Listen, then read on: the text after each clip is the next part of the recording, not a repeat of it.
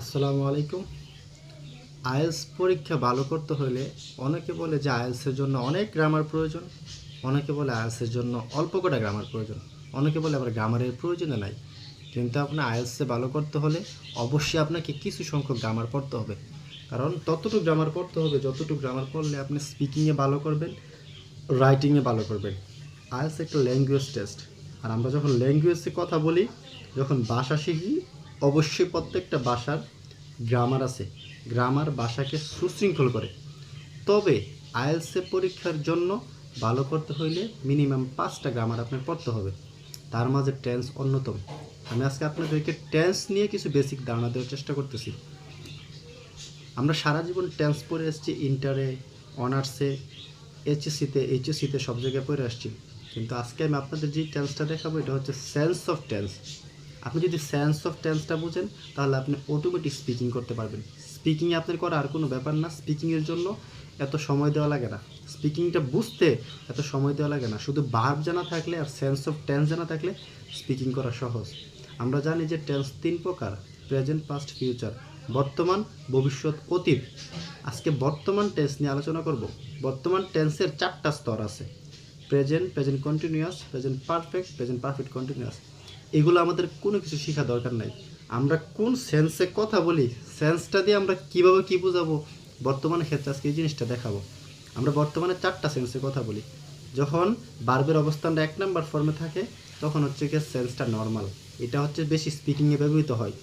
আপনি যদি একটা প্রথম বার্বটা ইউজ করে কথা বলেন, এই সেন্সটা কখনো সমাপ্তিও বোঝাবে না, শেষও বোঝাবে না। এটা নর্মাল একটা কাজ বোঝাবে। যেমন I do the work, I eat rice, I go to hospital.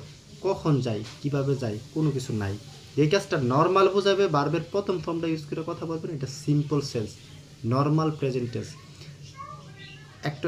একটা সেন্স গেল। 2 নম্বর সেন্স হচ্ছে চলমান সেন্স।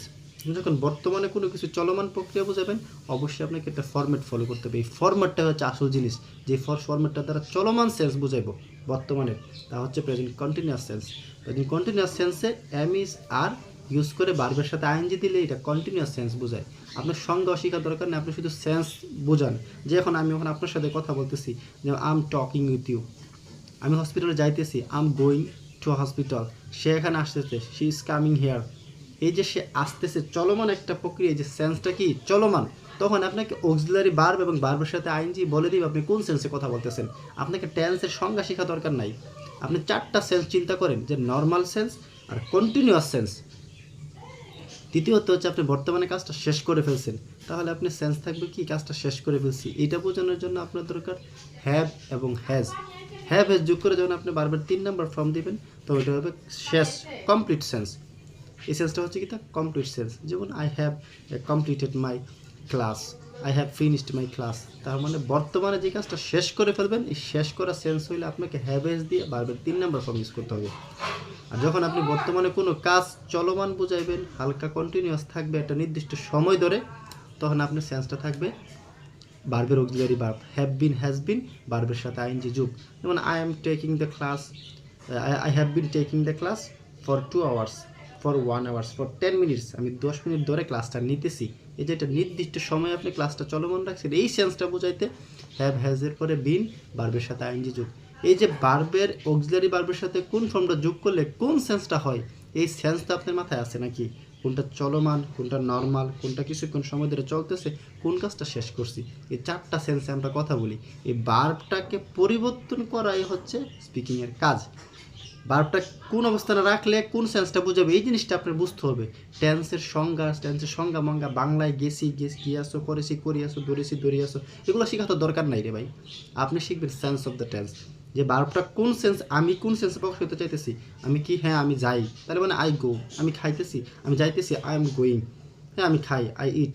আমি খাইতেছি, আই এম ইটিং। আপনি নিজেই বুঝতেছেন সেন্সটা কি। সেন্সটা যদি আপনি ইংলিশের ভাষায় প্রকাশ করতে চান, কিছু ভার্বের ফর্মুলা ব্যবহার করতে হবে। এই ফর্মুলাই হচ্ছে সেন্স। টেন্স মানে হচ্ছে action of the verb. Verb কী করে এই জিনিসটা প্রকাশ করা, তো বার্বটা কি চলতেছে নাকি বার্বটা থেমে আছে নাকি বার্বটা শেষ করছে, এই জিনিসটা বোঝাবে সেন্স দিয়া। এর জন্য আপনাকে অক্সিলারি বার্বের নিয়মটা ফলো করতে হবে।